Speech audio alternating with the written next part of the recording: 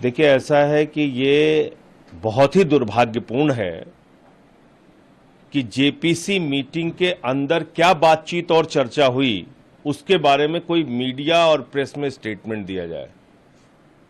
JPC के chairman महोदय बहुत पुराने राजनीतिक अनुभवी व्यक्ति हैं।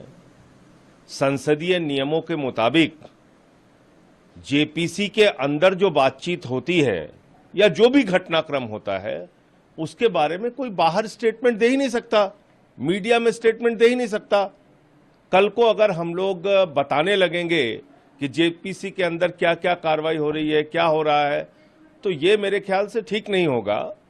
और ये जो जेपीसी की भावना है, जो संसदीय नियम है, उसका उल्लंघन है खुले तौर पे।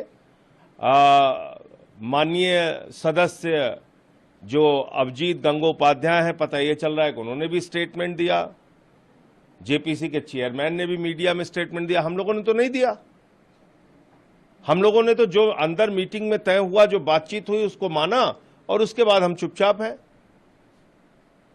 तो संसदीय नियमों का पालन हम सबको करना होगा। ये बहुत ही दुर्भाग्यपूर्ण है कि उसके बारे में चेयरमैन ने बाहर स्टेटमेंट दिया। और कल इस बारे में जितने भी अपोजिशन के मेंबर हैं, वो चाहे नासिर हुसैन हो, कल्याण बनर्जी हो, ए राजा हो, वो चाहे अरविंद सावंत जी हो, जितने भी मेंबर हैं, असदुद्दीन ओवैसी हों, जितने भी अपोजिशन के मेंबर हैं, इमरान मसूद हैं, नदीमुल हक हैं, इन सारे लोगों ने कल आपस में बातचीत करके ये तय किया है कि जो भी घटनाक्रम हुआ उसके बारे में बाहर स्टेटमेंट देना सर्वथा गलत है, संसदीय नियमों का उल्लंघन है।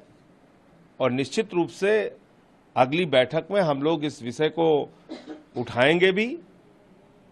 अगर बातें करने लगेंगे तो फिर तो बहुत बातें निकल के आएंगी। क्या क्या कौन कौन बोलता है, अगर हम लोग मीडिया में बोलने लगेंगे तो फिर तो बहुत बातें निकल के आएंगी। उसके विस्तार में मैं जाना नहीं चाहता। ऐसी भी बातें निकल के आएंगी जिससे बहुत असहज हो जाएगी सरकार। तो इसलिए मैं समझता हूं कि ये कल की घटना पर मीडिया में बयान देना बहुत ही दुर्भाग्यपूर्ण है। और हम सब लोग ये मानते हैं कि जो संसदीय नियम है, जेपीसी की जो गरिमा है, उसको बनाने की जिम्मेदारी चेयरमैन की और हम सबकी है।